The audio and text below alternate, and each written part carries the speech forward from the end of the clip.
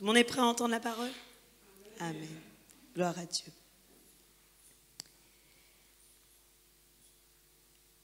Aujourd'hui, vraiment, je veux que nous puissions tous comprendre que l'Éternel dispose toutes choses en faveur de ceux qui le craignent. Et ça, c'est la réalité de la parole de Dieu. Et ce soir, vraiment, je veux que vous puissiez le recevoir comme une nouvelle fois une révélation pour votre vie. Pourquoi une révélation? Parce que je crois qu'il y a des moments où on a un cheminement avec Dieu, on a vraiment des temps où c'est dur et parfois on passe, comme je vous ai dit, par le découragement. Et alors, pour ne pas passer par un découragement qui nous amènerait à abandonner, il est important de se souvenir que l'Éternel dispose toutes choses en faveur de ceux qui le craignent. Et en tout temps, ce sera comme ça. À chaque fois que tu crois vraiment que le Seigneur t'a abandonné, qu'il ne peut plus rien faire pour ta vie et qu'il ne va plus rien faire et que la situation ne changera plus, dis-toi que c'est un mensonge du diable. Dis-toi bien que c'est un mensonge du diable. Parce qu'en réalité, l'Éternel n'a jamais dit son dernier mot. Réellement, l'Éternel n'a jamais dit son dernier mot dans les situations difficiles par lesquelles on passe. Je crois vraiment, Église, que notre Dieu est un Dieu bon et tout ce qu'il dit, il le fait. Donc, tout ce qui est écrit, Dieu va l'accomplir en ta faveur. Cependant, il faut savoir ce que la parole de Dieu veut dire lorsqu'il dit que l'Éternel dispose tout en faveur de ceux qui le craignent. Parce qu'il y a une condition, et la condition de la faveur de Dieu est la crainte de l'Éternel. Amen. Selon la Bible, et si on va dans Matthieu 10, le verset 28,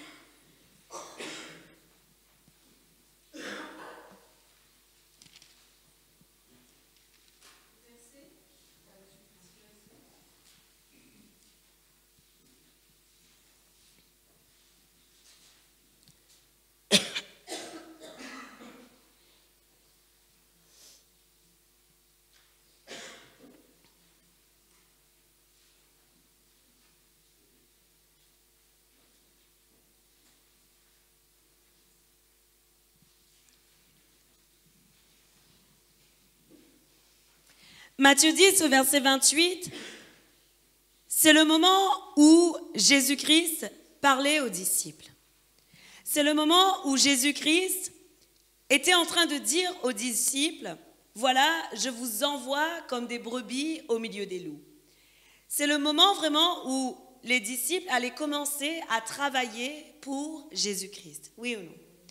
Et la parole de Dieu nous dit, dans le verset 28, Jésus-Christ leur a recommandé et il leur a dit « Ne redoutez pas ceux qui tuent le corps, mais qui ne peuvent pas tuer l'âme. Redoutez plutôt celui qui peut faire périr l'âme et le corps en enfer. » Ce que la parole de Dieu nous dit ce soir et ce que Jésus-Christ a voulu dire aux disciples, c'est surtout de ne craindre rien qui puisse être sur la terre, parce qu'en réalité, celui que tu dois craindre, c'est uniquement Dieu qui a la possibilité de faire périr le corps et l'âme en enfer. Si vous regardez ce verset, il dit « Ne redoutez pas ceux », c'est pas ceux, c'est eux, c'est ceux, c'est E-U-X. C'est-à-dire tous ceux qui enveloppent ceux, c'est-à-dire tous ceux qui sont dans le monde, tous ceux qui pourraient te faire peur, tous ceux qui pourraient t'arriver, tout cela, il ne faut pas que tu redoutes. D'accord? Parce qu'en réalité, je crois vraiment que si Jésus-Christ l'avait dit aux disciples, c'est parce qu'il savait pertinemment que Dieu était celui réellement qui avait toujours le dernier mot et il était celui qui était capable de convaincre le cœur de l'homme en ta faveur et en la faveur des disciples. Aujourd'hui, Église, tu dois commencer à comprendre vraiment que Dieu dispose les cœurs même de tes ennemis si tu le crains. La parole de Dieu nous dit dans Proverbe 16, le verset 7, la Bible dit que quand l'Éternel approuve les voies d'un homme, il dispose même ses ennemis en sa faveur. Il dispose ses ennemis à faire la paix avec lui selon la parole de Dieu. Proverbe 16, le verset 7 nous le dit, Église. Et aujourd'hui, tu dois commencer à comprendre que tu sers ce Dieu-là. Tu dois commencer à comprendre que ce Dieu est ce Dieu que tu as choisi vraiment de servir. C'est le Dieu que tu as choisi de suivre. Oui ou non? Alors, tu dois te dire finalement qu'il ne peut rien m'arriver sans que Dieu vraiment soit là, en train de guetter, en train de veiller, qu'il ne t'arrive pas plus que ce que tu peux supporter. Et tu dois commencer à comprendre vraiment ce que la parole de Dieu veut te dire lorsque la Bible dit que lorsque l'Éternel approuve les voies d'un homme, il dispose ses ennemis. Tu dois savoir qui est l'homme que l'Éternel approuve. Afin de dire, oui, c'est vrai, je crois que Dieu vraiment dispose mes ennemis en ma faveur, tu dois commencer à comprendre si vraiment tu es un homme que Dieu approuve. Oui ou non? Pour pouvoir dire Amen, pour pouvoir proclamer ce verset, il faut vraiment se dire, mais suis-je un homme dont Dieu approuve les voies? Amen. Alors aujourd'hui, Église, quel est cet homme? Qui est cet homme dont Dieu approuve les voies?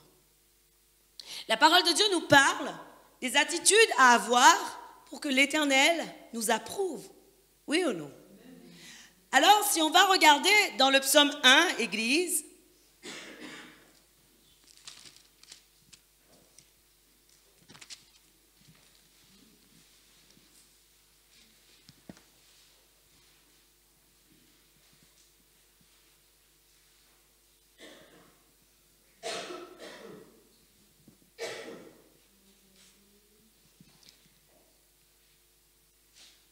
le psaume 1, du verset 1 au verset 3.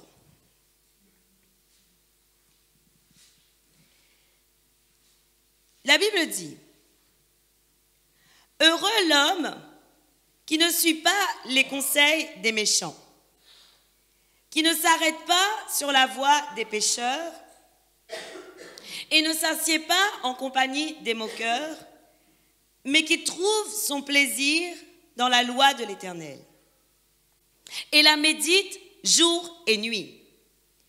Il ressemble à un arbre planté près d'un cours d'eau. Il donne son fruit en sa saison et son feuillage ne se flétrit pas. Tout ce qu'il fait lui réussit. » Amen. La parole de Dieu nous montre un type d'homme que la Bible déclare comme heureux. Pourquoi heureux? Parce que tous ceux, finalement, qui font les choses de Dieu et selon la volonté de Dieu sont déclarés heureux par Dieu. Amen. Et aujourd'hui, ce type d'homme est déclaré dans ce psaume 1, du verset 1 à 3. Et la parole de Dieu dit que c'est un homme qui ne suit pas les conseils des méchants. La première chose que tu dois commencer à comprendre, Église, c'est que pour recevoir la faveur de Dieu, tu ne dois pas suivre le conseil des méchants, le conseil des gens qui sont sans foi ni loi. C'est-à-dire le conseil des personnes qui ne connaissent pas la parole de Dieu. En réalité, ne pas avoir la foi et ne pas avoir la loi revient à dire que tu n'as ni Jésus-Christ ni la parole. Oui ou non? Et la Bible nous montre, dans Jérémie 17, il y a un verset où Dieu dit « Je hais l'homme qui met sa confiance dans l'homme ». La parole de Dieu nous dit que Dieu lui-même dit « Je hais l'homme qui met sa confiance dans l'homme ». Alors aujourd'hui, Église, tu dois commencer à comprendre qu'un homme qui a la faveur de Dieu est un homme qui met sa confiance uniquement en Dieu. C'est un homme qui croit en la parole de Dieu. C'est un homme qui croit vraiment et qui vraiment aspire à la foi et à la loi de l'Éternel. La Bible dit aussi que cet homme trouve son plaisir dans la loi de l'Éternel et la médite jour et nuit. En réalité, Église, la Bible nous montre qu'un homme qui a la faveur de Dieu, lui, il aime aller dans la parole. Son désir vraiment, c'est d'aller dans la parole. Son désir, c'est de bien regarder tout ce qui s'y passe et de méditer jour et nuit tout ce que le Seigneur peut lui dire et peut lui donner. Que ce soit une correction, que ce soit vraiment une exhortation, un encouragement, qu'importe, cet homme aime ce que le Seigneur peut lui donner à manger. Parce que la parole de Dieu nous dit que l'homme ne vivra pas que de pain et d'eau, mais de toute parole qui sort de la bouche de l'Éternel. Aujourd'hui, Église, tu dois vraiment te poser cette question, et c'est vraiment pas des reproches que je te fais ce soir, mais pour que tu puisses recevoir pleinement la gloire de Dieu, tu dois commencer à être cet homme qui ne t'arrête pas sur le conseil des méchants, qui ne met pas ta confiance dans l'homme, mais qui t'appuie vraiment sur la loi de Dieu, sur les prescriptions de Dieu, qui la médite jour et nuit, qui regarde la parole, qui vraiment aime et trouve son plaisir dans la parole de Dieu. Et vraiment, je crois vraiment que ce sera la santé pour tes os. Ce sera la santé pour ton corps, selon la parole de Dieu, c'est ce que la Bible nous dit. Amen. Si on regarde ensuite le psaume 119, le verset 1 à 3, il y a d'autres caractéristiques d'un homme qui a la faveur de l'Éternel.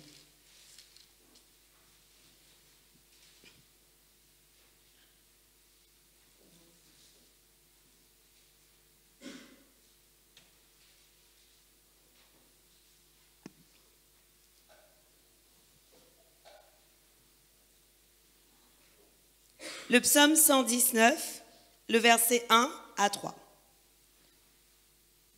Je commence. Heureux ceux dont la conduite est intègre, ceux qui marchent suivant la loi de l'Éternel, heureux ceux qui gardent ses instructions, qui le cherchent de tout son cœur, qui ne commettent aucune injustice et qui marchent dans ses voies. D'autres caractéristiques que la parole de Dieu nous dit, au-delà de la loi, au-delà de garder ces instructions que l'on retrouve également dans ce psaume, la Bible dit il faut que l'homme qui est heureux, qui est déclaré heureux, ait une conduite intègre. Amen. La Bible dit il faut que l'homme qui est déclaré heureux cherche Dieu de tout son cœur. Il faut également que cet homme ou cette femme, l'homme avec un grand H, ne commette aucune injustice, Église. Il faut également qu'il puisse marcher selon les voies de l'Éternel. Amen. Et aujourd'hui, Église, je veux vraiment que tu puisses comprendre et saisir ces caractéristiques pour toi. Je veux vraiment que tu puisses te dire, bon, ok, peut-être que je ne suis pas intègre, peut-être que je ne marche pas encore suivant la loi de l'Éternel, peut-être que je ne cherche pas encore Dieu de tout mon cœur, peut-être que je commets encore des injustices et peut-être que je ne marche pas entièrement selon ses voies, mais bien que j'ai gâché ma vie passée, aujourd'hui, je veux réussir ma vie future. Et parce que j'ai la possibilité d'entendre ce message ce soir, je veux saisir qui est l'homme qui a la faveur de Dieu. Et vraiment, Église, tu peux le saisir ce soir. Cette promesse est pour toi ce soir. Cette promesse qui dit vraiment que l'Éternel dispose tout en faveur de ceux qui le craignent est pour toi ce soir. Si tu acceptes vraiment de prendre ces versets pour toi et de dire, oui, j'ai gâché ma vie passée, mais je veux réussir le futur, alors c'est possible. Tu peux encore réussir ta vie future.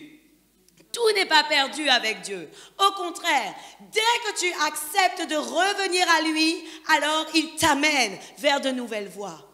Et ça, c'est notre Dieu. La Bible nous montre vraiment qu'en tout temps, Dieu avait disposé sa faveur pour Israël.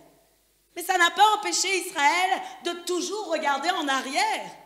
Et pourtant, Dieu à chaque fois disait, Israël, si tu reviens à moi, si tu reviens, alors je te comblerai encore de mes bienfaits. Et ça, c'est notre Dieu, Église. Bien que parfois tu repars en arrière, Dieu te ramène et Dieu te dit, reviens à moi et je te comblerai de mes bienfaits. Mais parfois, moi-même, j'ai la crainte de Dieu et je dis, Seigneur, je ne veux pas trop repartir en arrière parce que viendra le moment où tu manqueras de patience envers moi et peut-être que tu ne me diras plus, maintenant, la faveur est pour toi. Voilà pourquoi aujourd'hui, je veux vraiment, Église, avancer toujours avec le Seigneur. Et je veux aussi que toi-même, ce soir, tu puisses avancer dans la gloire de l'Éternel. La parole de Dieu nous dit, et nous allons voir des exemples vraiment de ce que le Seigneur a fait pour le peuple qu'il avait vraiment en faveur, qu'il avait vraiment en amour, où le cœur de Dieu était pour ce peuple. Et je veux te montrer vraiment les capacités que Dieu a fait au travers de ce peuple.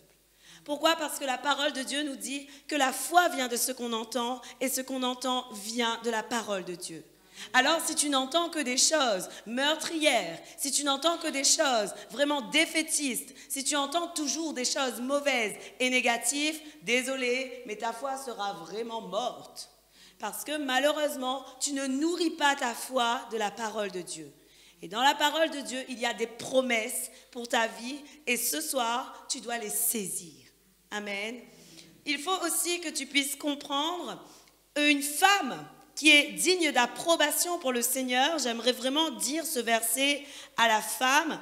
La Bible nous dit dans Proverbe 31,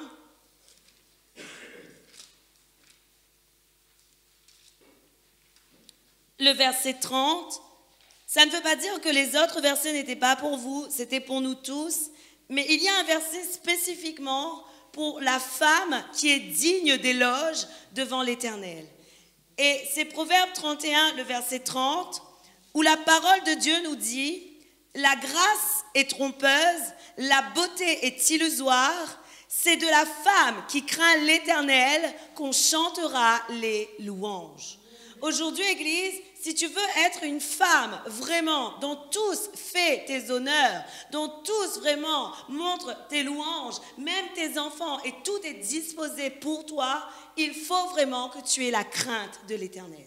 La Bible dit que la beauté est éphémère, le charme est trompeur et la beauté est éphémère. Aujourd'hui, peut-être tu es belle, tu es bien belle, mais demain, peut-être que tu peux changer d'apparence. Mais toujours est-il que la parole de Dieu dit, cependant, la femme dont on peut chanter les louanges est celle qui craint Dieu. Amen. Voilà pourquoi je voulais vous parler de ces versets, afin que vous puissiez comprendre qui vraiment a la faveur de l'Éternel. Amen. Maintenant, si vous allez dans Exode 14,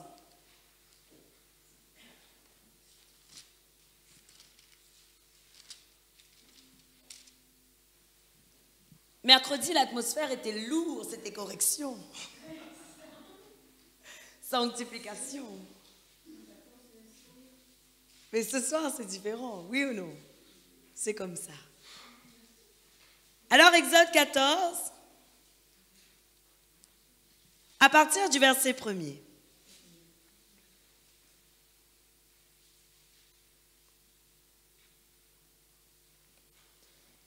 L'Éternel dit à Moïse, « Parle aux Israélites qu'ils reviennent camper devant Pi-Hahiroth, entre Migdol et la mer, vis-à-vis de Baal-Tséphon.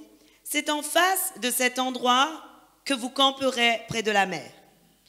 Le Pharaon dira des Israélites, ils sont perdus dans le pays, prisonniers du désert. J'endurcirai le cœur du Pharaon et il les poursuivra. Mais le Pharaon et toute son armée serviront à faire éclater ma gloire et les Égyptiens sauront que je suis l'Éternel. » Tout se passa ainsi. On annonça au roi d'Égypte que le peuple avait pris la fuite. Alors, les dispositions du cœur de Pharaon et de ses serviteurs envers le peuple changèrent. Ils se dirent, « Qu'avons-nous fait en laissant partir Israël? Nous n'aurons plus ses services. » Le Pharaon attela son char et prit son peuple avec lui. Il prit 600 chars d'élite, ainsi que tous les chars de l'Égypte, chacun avec ses combattants. L'Éternel endurcit le cœur du Pharaon, roi d'Égypte, et le Pharaon poursuivit les Israélites. Pourtant, les Israélites étaient sortis ouvertement d'Égypte. Les Égyptiens les poursuivirent et tous les chevaux et les chars du Pharaon, ses cavaliers et son armée les rattrapèrent alors qu'ils campaient près de la mer vers Pi-Hahiroth, vis-à-vis de Baal-Tséphon. Le Pharaon approchait. Les Israélites levèrent les yeux et virent que les Égyptiens étaient en marche derrière eux. Ils éprouvèrent une grande frayeur et crièrent à l'Éternel. Ils dirent à Moïse, « Est-ce parce qu'il n'y avait pas de tombeau en Égypte que tu nous as emmenés dans le désert pour y mourir? Que nous as-tu fait en nous faisant sortir d'Égypte? N'est-ce pas précisément ce que nous te disions en Égypte? Laisse-nous servir les Égyptiens, car nous préférons être esclaves des Égyptiens plutôt que de mourir dans le désert. Moïse répondit au peuple, « N'ayez pas peur, restez en place et regardez la délivrance que l'Éternel va vous accorder aujourd'hui. En effet, les Égyptiens que vous voyez aujourd'hui, vous ne les verrez plus jamais. C'est l'Éternel qui combattra pour vous. Quant à vous, gardez le silence. » L'Éternel dit à Moïse, « Pourquoi ces cris? Dis aux Israélites de se remettre en marche. Et toi, lève ton bâton, tends ta main sur la mer et fends-la. Ainsi les Israélites pénétreront au milieu de la mer à pied sec. Quant à moi, je vais endurcir le cœur des Égyptiens pour qu'ils y pénètrent après eux, et le Pharaon ainsi que toute son armée, ses chars et ses cavaliers feront éclater ma gloire. Les Égyptiens sauront que je suis l'Éternel quand le Pharaon, ses chars et ses cavaliers auront fait éclater ma gloire. » L'ange de Dieu qui marchait devant le camp d'Israël quitta cette position et marcha derrière eux. La colonne de nuée qui les précédait fit de même. Elle se plaça entre le camp des Égyptiens et le camp d'Israël. Cette nuée était obscure d'un côté et de l'autre, elle éclairait la nuit. De toute la nuit, les deux camps ne s'approchèrent pas l'un de l'autre. Moïse tendit sa main sur la mer et l'Éternel refoula la mer au moyen d'un vent d'est qui souffla avec violence toute la nuit. Il assécha la mer et l'eau se partagea. Les Israélites pénétrèrent au milieu de la mer à pied sec, et l'eau formait comme une muraille à leur droite et à leur gauche. Les Égyptiens les poursuivirent, tous les chevaux du Pharaon étaient avec ses chars, et ses cavaliers pénétrèrent auprès d'eux au milieu de la mer. Très tôt le matin, l'Éternel regarda le camp des Égyptiens depuis la colonne de feu et de nuée, et il sema le désordre dans le camp des Égyptiens. Il fit dévier les roues de leurs chars et rendit ainsi leur conduite difficile. Les Égyptiens dirent alors, « Prenons la fuite devant Israël, car l'Éternel combat pour lui contre nous. » L'Éternel dit à Moïse, « Tends ta main sur la mer et l'eau reviendra sur les Égyptiens, sur leurs chars et leurs cavaliers. » Moïse tendit sa main sur la mer vers le matin et la mer reprit sa place. Les Égyptiens prirent la fuite à son approche, mais l'Éternel les précipita au milieu de la mer. L'eau revint et couvrit les chars, les cavaliers et toute l'armée du Pharaon qui avait pénétré dans la mer après les Israélites. Il n'y eut pas un seul rescapé. Quant aux Israélites, ils marchèrent à pied sec au milieu de la mer, et l'eau formait comme une muraille à leur droite et à leur gauche. Ce jour-là, l'Éternel sauva Israël de la main des Égyptiens. Israël vit les Égyptiens morts sur le rivage de la mer, et il vit la main puissante que l'Éternel avait dirigée contre les Égyptiens. Le peuple craignit l'Éternel et il eut confiance en l'Éternel et en son serviteur Moïse. Amen. Gloire à Dieu. La parole de Dieu nous montre, Église, que les Israélites avaient la faveur de Dieu. Nous savons tous que les Israélites avaient la faveur de Dieu. Et Dieu avait mis Moïse devant eux, oui ou non? Et la Bible nous montre qu'à un moment, Dieu avait dit, maintenant, je vais endurcir le cœur de Pharaon et de tous les Égyptiens pour pouvoir manifester ma gloire. Le but de Dieu d'avoir endurci le cœur de Pharaon et des Égyptiens, c'était uniquement ce que la parole de Dieu nous dit, c'était pour manifester sa gloire. Amen. Église, aujourd'hui, je veux qu'on puisse comprendre que parfois dans nos vies, nous avons des Égyptiens qui sont durs contre nous. Même nous connaissons Dieu, même nous sommes vraiment dans la main puissante de l'Éternel, il y a des Égyptiens, il y a des cas difficiles, il y a des personnes qui veulent nous poursuivre toujours pour essayer de nous atteindre, pour essayer de nous faire mal, pour essayer de nous détruire. Mais ce que vous pouvez voir aujourd'hui, Église, c'est que si vous avez le roi des rois, et lorsque vous avez la faveur de Dieu, la Bible nous montre dans Exode 14, le verset 14, que Dieu avait dit, c'est l'Éternel qui combattra pour vous. Moïse avait dit, c'est l'Éternel qui combattra pour vous et vous n'aurez rien à faire. Aujourd'hui, Église, je veux que tu puisses comprendre, tu es le peuple choisi de Dieu. Tu es ce peuple qui a la faveur de Dieu. Tu es ce peuple qui est capable d'avoir sa faveur si aujourd'hui tu estimes que tu n'es pas encore un homme qu'on peut appeler heureux. Tant pis, mais maintenant saisis cet homme qui est heureux. Et toi-même, sois cet homme. Et si tu es cet homme aujourd'hui, sache que l'Éternel dispose même tes ennemis en ta faveur. Les Égyptiens n'étaient pas les ennemis des Israélites? Si. Qu'est-ce que Dieu a fait? Dieu a fait en sorte que les Égyptiens pourchassent les Israélites. Et Dieu a fait en sorte que lorsqu'ils étaient dans la mer, la mer s'est refermée sur eux et il n'a plus resté aucun ennemi des Israélites. Malheureusement, trop souvent, il n'y a personne. À ce moment-là, si vous regardez cette parole, les Israélites étaient là en train de regarder en arrière et en train de dire à Moïse, mais est-ce que c'est à cause qu'il n'y avait pas de tombeau en Égypte que tu nous as fait sortir? Et parce que Moïse était là pour dire, non, n'ayez pas peur, Dieu va combattre pour nous. À cause de ça, les Israélites ont continué d'avancer. Mais des fois dans ta vie, il y a des moments où tu seras seul dans le combat. Il y a des moments où tu n'auras pas Moïse qui sera là pour te dire, non, avance, parce que l'Éternel est avec toi. À ce moment-là, soit tu es l'homme qui avance, soit tu es l'homme qui regarde en arrière et qui attend que les Égyptiens le rattrapent. Mais la Bible dit que lorsque Moïse a dit non, continue d'avancer, les Israélites ont avancé. Les Égyptiens ont avancé, mais ils n'étaient pas à la même distance que les Israélites. Il fallait bien qu'entre les Israélites et les Égyptiens, il y avait une distance pour que lorsque les Israélites soient à l'autre côté de la rive, les Égyptiens puissent être noyés dans l'eau. Oui ou non? Notre problème aujourd'hui, Église, est que parfois, il y a des Égyptiens qui nous pourchassent. Et comme il n'y a personne pour nous dire continue, avance, et qu'on n'a pas vraiment de relation avec Dieu, on s'arrête, on regarde derrière. Et au lieu d'avancer et d'avoir une distance entre le problème et toi, tu laisses le problème t'englober. Tu laisses le problème t'envahir. Et à cause de ça, tu risques d'être noyé avec ton problème. Et la réalité des choses, c'est que tu ne dois plus être cette personne qui se laisse englober par son problème.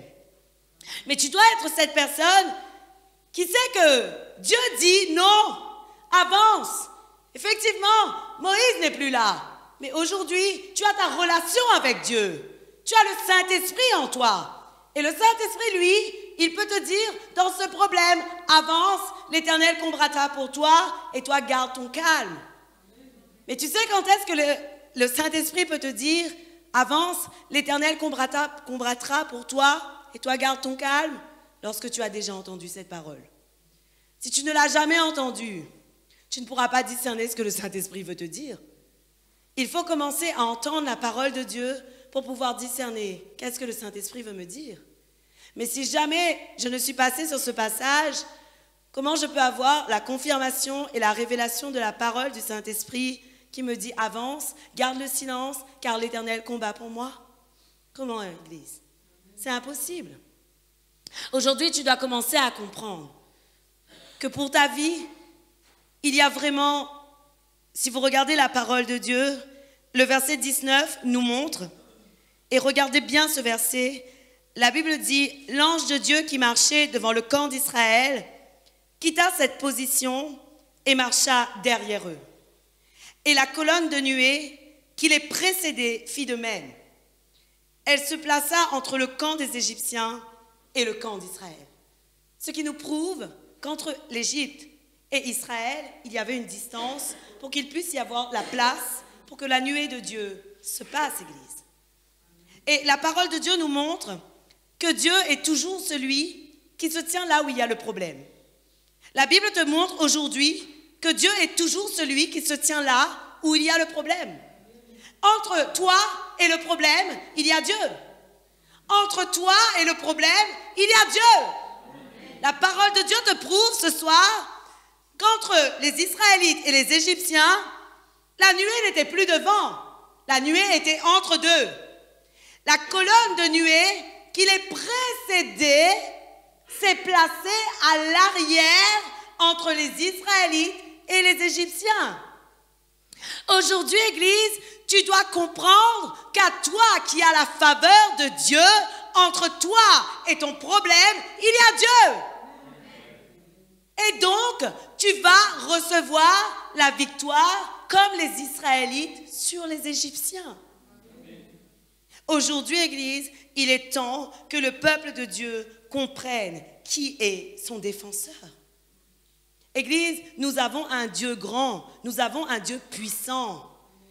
Et ce Dieu que nous avons est le même qui était là au temps de Moïse. Cependant, autrefois, il se manifestait de manière différente. Effectivement, la Bible dit qu'il y avait une colonne de nuée qui les précédait. Autrefois, c'était la colonne de nuée qui dirigeait le peuple d'Israël. Mais aujourd'hui, qui est celui qui te dirige? Le Saint-Esprit. Et qui est le Saint-Esprit? Il est Jésus. Parce que Jésus-Christ lui-même a dit, je suis avec vous tous les jours jusqu'à la fin des temps. Alors aujourd'hui, Église, si autrefois il y avait la colonne de nuée et qu'aujourd'hui tu as le Saint-Esprit et que tu as Jésus-Christ, pourquoi crains-tu? Pourquoi craignons-nous? De quoi avons-nous peur? Nous n'avons plus besoin d'avoir peur qu'une situation nous envahisse, qu'une situation nous noie. Et de toute façon, tu ne peux plus être celui qui est noyé. Tu dois être celui qui est sur la rive pendant que le problème est en train d'être noyé. Aujourd'hui, tu dois comprendre qui tu es. Mais c'est à toi de prendre ta position maintenant, Église. Aujourd'hui, si je vous montre ces révélations de la parole, c'est pour que vous puissiez prendre votre position d'enfant de Dieu, de oint de Dieu, de choisi de Dieu, de celui qui a la faveur de Dieu. Tu n'es plus celui qui doit être englobé avec les Égyptiens, mais tu es celui qui a une distance entre toi et l'Égypte. Oui ou non? Et aujourd'hui, Église, tu dois commencer à comprendre vraiment que tu es ce peuple. La parole de Dieu nous dit, au verset 31, la Bible dit « Et il vit la main puissante que l'Éternel avait dirigée contre les Égyptiens. Le peuple craignit l'Éternel et ils eurent confiance en l'Éternel et en son serviteur Moïse. » Amen. La parole de Dieu nous montre que les Israélites ont eu la possibilité de voir la gloire de Dieu. Pourquoi? Parce que eux, lorsqu'il y avait le problème, lorsqu'il y avait les Égyptiens, ils sont partis au loin. Et lorsqu'ils étaient là, ils se sont retournés pour voir où étaient les Égyptiens. Et ils ont vu de loin que les Égyptiens étaient en train de se noyer. Et aujourd'hui, Église, tu dois être positionné à la même place que les Israélites. Tu dois être positionné à celui qui est sur la hauteur pour regarder là où il est ton problème et ce que Dieu est en train de faire de ton problème, Église. Mais malheureusement, si toujours tu restes la tête dedans, tu ne peux pas voir ce que Dieu est en train de faire. Et malheureusement, à cause de ce que tu fais en restant dans ton problème, tu ne peux pas voir la gloire de Dieu. Et donc, tu perds la crainte de Dieu et tu perds la confiance en Dieu. C'est ce que la parole de Dieu nous montre. La Bible dit que comme les Israélites ont vu la main puissante de l'Éternel, ils ont commencé à craindre davantage l'Éternel. Et ils ont commencé davantage à faire confiance en l'Éternel et en son serviteur. Mais parfois, nous, on reste dans notre situation, on s'englobe avec tout ce qui est en train d'être englobé par Dieu. Et on dit, mais je ne peux plus voir les situations changer, je ne peux plus voir la solution, Dieu ne veut plus rien pour moi, personne ne peut plus rien faire pour moi. Mais c'est parce que c'est toi qui as choisi de prendre cette position. Et malheureusement, aujourd'hui, tu dois commencer à comprendre que tu dois vraiment sortir de cet état pour pouvoir regarder et laisser l'Éternel faire ce qu'il doit faire. Afin que tu puisses avoir la crainte de l'Éternel et toujours avoir confiance en lui, Église. C'est ça que tu dois comprendre ce soir. Tu dois comprendre vraiment ce verset d'Exode 14, le verset 14, qui dit « C'est l'Éternel qui combat pour toi et toi garde le silence. » Dans les situations difficiles, garde le silence, car l'Éternel est déjà à l'œuvre en train de combattre pour toi. Dans les situations désespérées, regarde vers l'Éternel et continue à dire à l'Éternel, je sais que tu t'occupes de mon problème. Je sais que tu es en train d'agir et moi je continue à avancer de peur que mon problème m'englobe avec la correction et la destruction que tu es en train de faire de lui. Aujourd'hui, tu dois comprendre, Église, que tu dois avancer, quoi qu'il arrive, parce que tu as la faveur de Dieu sur ta vie. Amen. Si on regarde un autre exemple, Église, la Bible nous montre vraiment à quel point la faveur de Dieu agit pour le peuple dans Nombre 21.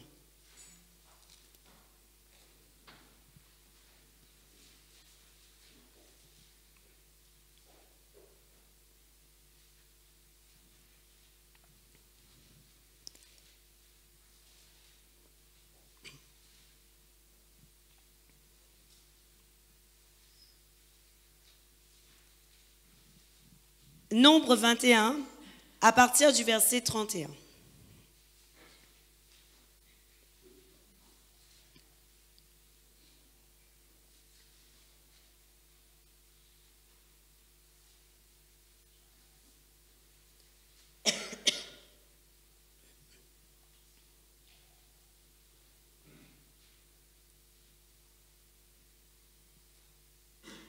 Israël s'établit dans le pays des Amoréens.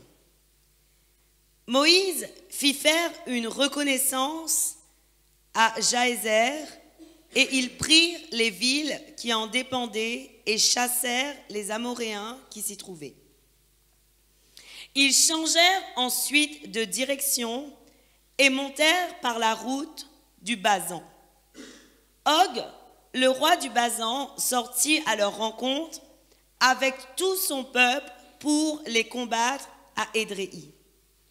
L'Éternel dit à Moïse, « N'aie pas peur de lui, car je le livre entre tes mains, ainsi que tout son peuple et son pays. Tu le traiteras comme tu as traité Sihon, le roi des Amoréens qui habitait à Hébron. » Ils le bâtirent, lui, ses fils et tout son peuple, sans laisser un seul survivant, et ils s'emparèrent de son pays. J'aimerais continuer à lire le Nombre 22 du verset 1 à 6. Les Israélites partirent et campèrent dans la plaine de Moab, de l'autre côté du Jourdain, vis-à-vis de Jéricho. Balak, fils de Tsippor, vit tout ce que Israël avait fait aux Amoréens. Et Moab fut très effrayé en face d'un peuple aussi nombreux. Il fut saisi de terreur en face des Israélites. Moab dit aux anciens de Madian, « Cette foule va dévorer tout ce qui nous entoure, comme le bœuf broute l'herbe des champs. » Balak, fils de Tsippor, était alors roi de Moab.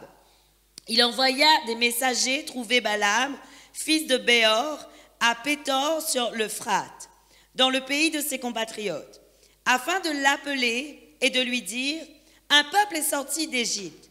Il couvre la surface du pays et il s'est installé vis-à-vis de moi.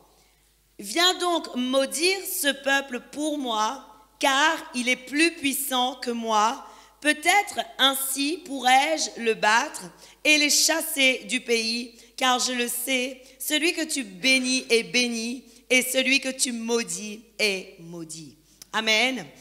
Aujourd'hui, Église, je voulais vous faire voir cet autre passage de la parole de Dieu qui nous montre que Israël devait combattre deux peuples. Bon, il y en a d'autres, mais là, dans ce chapitre, c'est le peuple des Amoréens et des Moabites.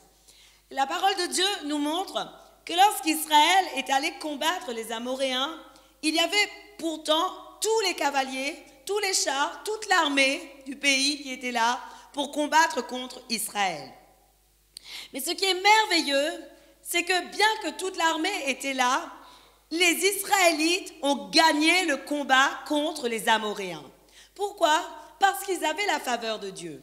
Et vous savez, un homme qui ne connaissait rien aux Israélites, Balak, cet homme regardait de loin la gloire de Dieu et lorsqu'il savait vraiment que les Israélites allaient venir pour combattre sa ville, son pays, c'est-à-dire les Moabites, la Bible nous dit que Balak a pris conscience d'une chose et au verset 6, c'est merveilleux parce que Balak dit « Viens donc maudire ce peuple pour moi, car il est plus puissant que moi. » Aujourd'hui, Église, tu dois commencer à comprendre que tu es un peuple qui a plus de puissance que tous les autres qui ne connaissent pas l'Éternel. Tu es ce peuple qui, lorsque quelqu'un veut te combattre, il ne peut rien contre toi. Il ne peut rien contre toi parce que l'Éternel combat pour toi. Il ne peut rien contre toi parce que l'Éternel a déjà disposé toutes choses en ta faveur. Et aujourd'hui, Église, on doit entendre ces versets vraiment pour faire grandir notre foi. Il est temps qu'on saisisse, je suis un peuple plus puissant que tout. Tu dois commencer à comprendre que celui qui a la faveur de Dieu est plus puissant que tous les autres peuples. Amen. Aujourd'hui, Église, il est vrai, on ne cherche pas la puissance. Parce que vraiment, on n'est pas là pour chercher une position ou un titre. Mais tu dois connaître qui tu es. Et tu dois commencer à comprendre vraiment que l'Éternel dispose réellement tous tes ennemis en ta faveur. Que l'Éternel va faire en sorte que tes ennemis puissent malheureusement voir tes victoires. Et aujourd'hui, tu es ce peuple, Église. En tout cas, moi, je crois que je suis quelqu'un qui a la faveur de Dieu. Et en tout temps, je dis, de toute manière, ceux qui veulent me combattre, qu'ils me combattent, parce que moi, je sais qu'entre eux et moi, il y a l'Éternel. Et je crois vraiment, Église, que tu dois être celui qui est capable de confesser avec vraiment foi et avec une assurance que tu es ce peuple qui a l'Éternel de son côté, Église. Amen. Et c'est ça la gloire de Dieu. La Bible nous montre ensuite, et si on continue, Nombre 22, mais je vais vous donner juste quelques versets, Église. Ce qui est merveilleux dans cette histoire, c'est que Balak voulait que Balaam maudisse le peuple de Dieu. Pourquoi? Parce que Balaam était quelqu'un qui, lorsqu'il parlait des malédictions, il y avait vraiment des malédictions qui se créaient. Et lorsqu'il parlait de bénédictions, il y a vraiment des bénédictions qui se faisaient.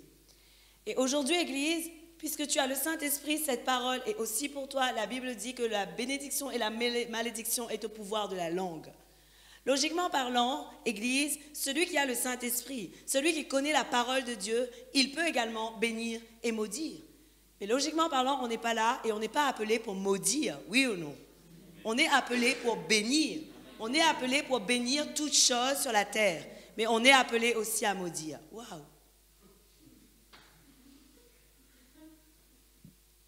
Mais on est appelé à maudire. Vous n'êtes pas convaincus? Personne ne dit pas Amen.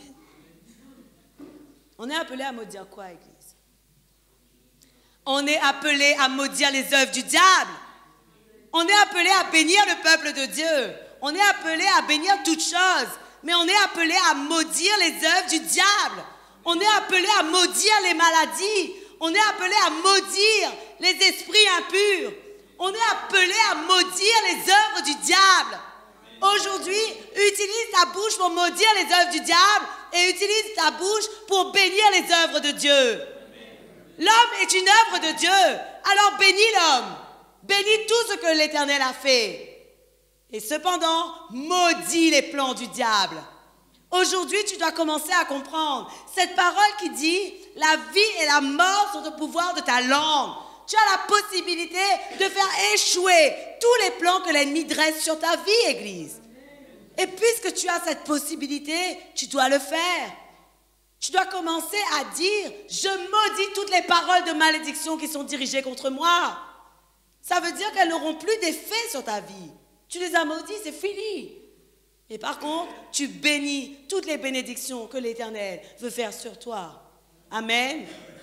Voilà pourquoi je vous dis, on a la possibilité de bénir, mais on doit aussi maudire parfois. Mais on ne doit pas maudire les hommes, on doit maudire les œuvres du diable, Église. Amen. Gloire à Dieu. Alors, si on continue, Église, ce qui est merveilleux dans cette histoire, c'est que Balaam ne voulait pas aller avec Balak. Et la parole de Dieu nous montre qu'à un moment donné, Dieu avait dit à Balaam, si on regarde Nombre 22, le verset 12, Dieu avait dit à Balaam, tu accompagneras, au début Dieu avait dit, à Balaam, tu ne les accompagneras pas. Il dit, tu ne les accompagneras pas, tu ne maudiras pas ce peuple, car il est béni. Balaam se leva le lendemain matin et dit au chef de Balak, partez dans votre pays, car l'Éternel refuse de me laisser vous accompagner. Les chefs moabites se levèrent, retournèrent auprès de Balak et dirent, Balaam a refusé de venir avec nous. Balak envoya de nouveau des chefs, ils étaient plus nombreux et plus considérés que les précédents. Arrivés chez Balaam, ils lui annoncèrent, voici ce que dit Balak, fils de Tsippor, ne te laisse donc pas empêcher de venir vers moi, car je te rendrai beaucoup d'honneur et je ferai tout ce que tu me diras. Viens donc maudire ce peuple pour moi. Église, je voulais vous faire lire ces versets parce que bien qu'on a la faveur de Dieu et bien qu'on est des serviteurs de Dieu, on n'est pas appelé à faire vraiment tout ce que les hommes nous demandent. Il y a des hommes qui vont des fois nous demander de faire des choses et peut-être que dans notre entendement, on va penser que c'est bien. Mais la Bible nous montre ici au verset 17, la Bible dit, car je te rendrai que cet homme, que Balak, a voulu vraiment dire à Balaam et flatter un peu Balaam et lui dire, viens avec moi, je te rendrai beaucoup d'honneur et je ferai tout ce que tu me diras. Mais Balaam a toujours dit, et il dit au verset 18, Balaam répondit aux serviteurs de Balaam, même si Balak me donnait sa maison pleine d'argent et d'or, je ne pourrais absolument rien faire qui enfreigne l'ordre de l'Éternel, mon Dieu.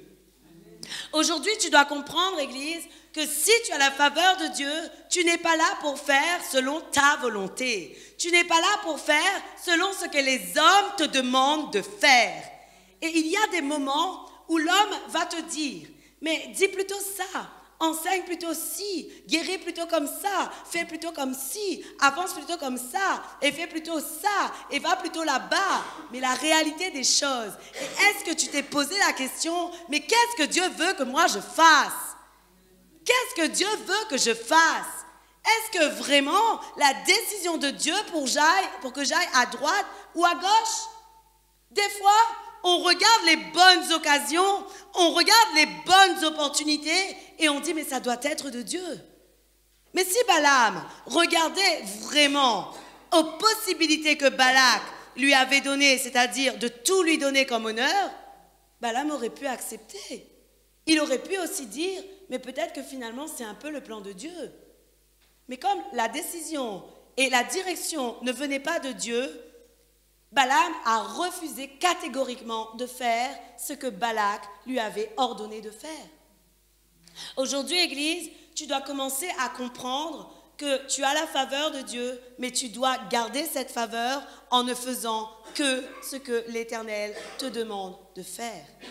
Tu n'es pas là pour faire comme ce que les autres te disent de faire.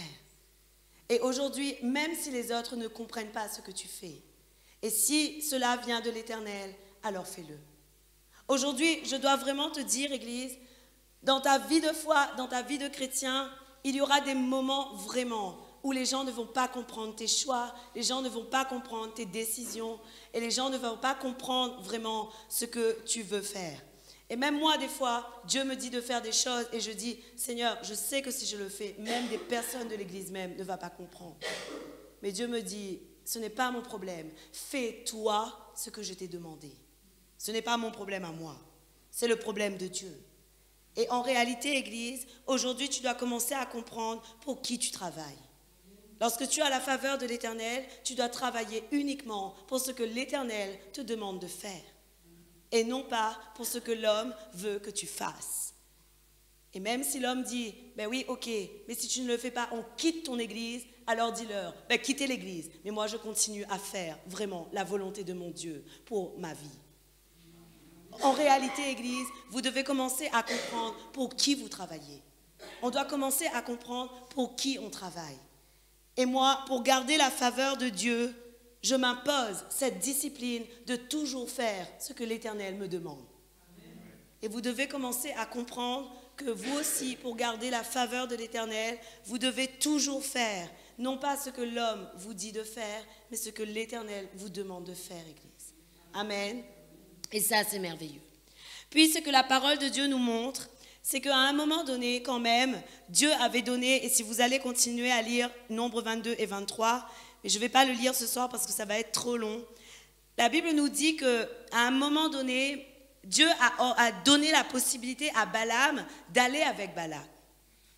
Mais la Bible nous dit que bien que Dieu a donné la possibilité à Balaam d'aller avec Balak, jamais Balaam n'a maudit le peuple d'Israël. Vous savez pourquoi jamais Balaam n'a maudit le peuple d'Israël? Parce que la volonté de Dieu était que Balaam aille avec Balak, mais pour bénir le peuple d'Israël. Et si on regarde la parole de Dieu en Nombre 23, le verset 1 à 9,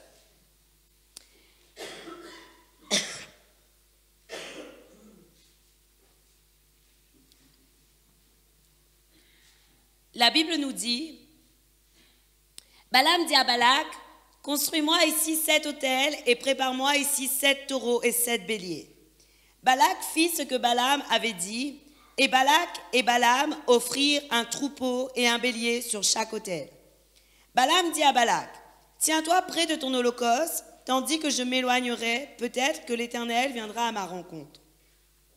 Je te dirai alors ce qu'il me révélera. Et il se rendit sur une hauteur. Dieu vint à la rencontre de Balaam, et Balaam lui dit, j'ai dressé 7 autels et j'ai offert un taureau et un bélier sur chaque autel.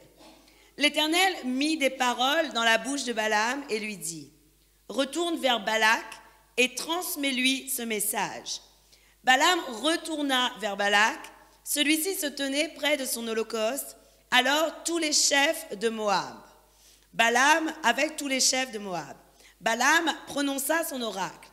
Balak m'a fait descendre d'Aram et le roi de Moab m'a fait descendre des montagnes de l'Orient.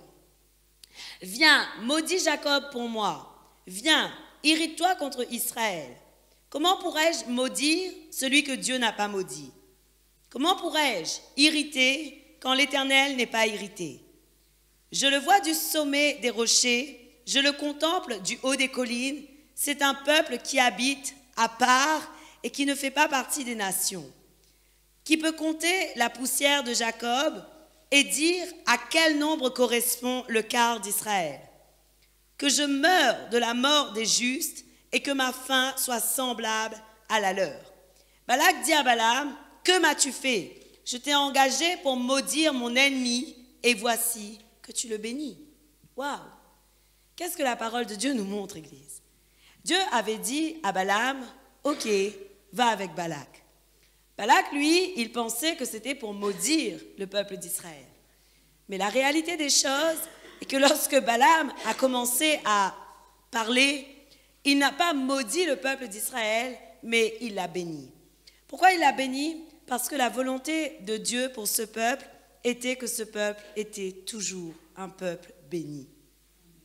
Et aujourd'hui, Église, je veux vraiment que tu puisses saisir que la volonté de Dieu pour toi, c'est que tu sois un peuple toujours béni.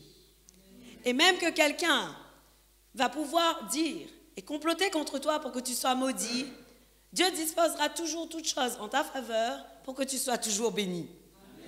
Alors aujourd'hui, Église, tu ne dois plus avoir peur de ce qui ne peut pas t'envoyer dans le feu de l'enfer. Tu ne peux plus avoir peur de tous ceux qui t'entourent, de tous ceux qui t'arrivent, mais tu dois craindre Dieu qui est capable de jeter le corps et l'âme à la fois dans le feu de l'enfer. C'est celui-là que tu dois craindre. C'est Dieu que tu dois craindre, c'est Jésus-Christ que tu dois honorer et c'est le Saint-Esprit que tu dois prendre comme aide. Mais jamais plus tu ne dois avoir peur des hommes, jamais plus tu ne dois avoir peur des complots des hommes contre ta vie, jamais plus tu ne dois avoir peur d'être englouti par le problème. Aujourd'hui, Église, tu dois commencer à comprendre qui tu sers. Personnellement, moi, aujourd'hui, je n'ai plus de crainte. La seule crainte que j'ai, c'est la crainte de l'Éternel. Mais je n'ai pas crainte des hommes, je n'ai pas crainte des problèmes, je n'ai pas crainte de ce qu'ils peuvent me faire. En réalité, lorsque les personnes parlent, je dis qu'ils continuent à parler et moi je continuerai d'avancer. Parce que celui qui parle, il n'avance pas. Et lorsque toi tu avances, tu ne prends pas le temps de t'arrêter pour parler. Mais en réalité, bien que tous peuvent parler de toi, sache que rien ne va arrêter ta marche. Et aujourd'hui, Église, tu dois vraiment être ce peuple qui croit « Je suis celui dont Dieu a tout disposé en ma faveur. » Je suis celui dont Dieu a tout disposé en ma faveur. Alors aujourd'hui, Église, tu dois vraiment être ce peuple. Tu dois saisir que toutes ces promesses sont pour toi aujourd'hui. Et si tu restes dans la voie de Dieu, si tu restes dans le plan de Dieu, si tu restes vraiment conformément à ce que je viens de te dire, dans les psaumes 1, dans les psaumes 119, dans Proverbe 31, tu vas voir vraiment la gloire de Dieu s'accomplir dans ta vie. Ce que tu as à faire, c'est craindre Dieu. Ce que tu as à faire, c'est prendre plaisir à sa loi. Ce que tu as à faire, c'est vraiment te confier uniquement en l'Éternel, Église. Ce que tu as à faire, c'est espérer dans la délivrance de l'Éternel en tout temps. Mais tu ne peux plus jamais te laisser vraiment envahir par les problèmes, par les situations difficiles, parce que de toute manière, ça ne changera rien à ta situation. De s'inquiéter n'a jamais changé une situation, Église. Par contre, d'avancer te fait voir le problème sous un autre angle. D'avancer te fait voir le problème de plus loin. Et d'avancer te fait saisir aussi des solutions, Église. Aujourd'hui, tu dois vraiment comprendre que tu es ce peuple qui est capable d'aller de gloire en gloire et de victoire en victoire. Je veux vraiment que tu puisses ressaisir, Église, cette promesse pour ta vie aujourd'hui. Je suis un peuple choisi. Et parce que je suis un peuple choisi, je veux aller de gloire en gloire et de victoire en victoire dans ma vie. Et pour ce faire, je dois savoir qui est à mes côtés. Aujourd'hui, Église, si tu sais vraiment que Jésus-Christ est à tes côtés, alors tu n'as plus rien à craindre. Vraiment, Église, Dieu est au contrôle de ta vie. Seulement si tu le laisses être au contrôle. Seulement si tu le crains et seulement si tu te confies en lui. Et aujourd'hui, Église, tu dois vraiment comprendre ce que l'Éternel attend de toi. En réalité, l'Éternel attend de toi uniquement que tu suives ses voies. Et en réalité, autrefois, c'était dur de suivre ses voies. C'était dur de suivre ses voies. Pourquoi? Parce que tu n'avais pas le Saint-Esprit. Mais maintenant que tu as le Saint-Esprit est la garantie des biens que Dieu réserve à son peuple. Veut dire que tout est possible pour toi. Il n'y a plus rien qui t'est impossible, mais tout est possible pour toi, Église. Amen. Et gloire à Dieu. Amen. Dieu est bon. Amen. On peut le louer alors.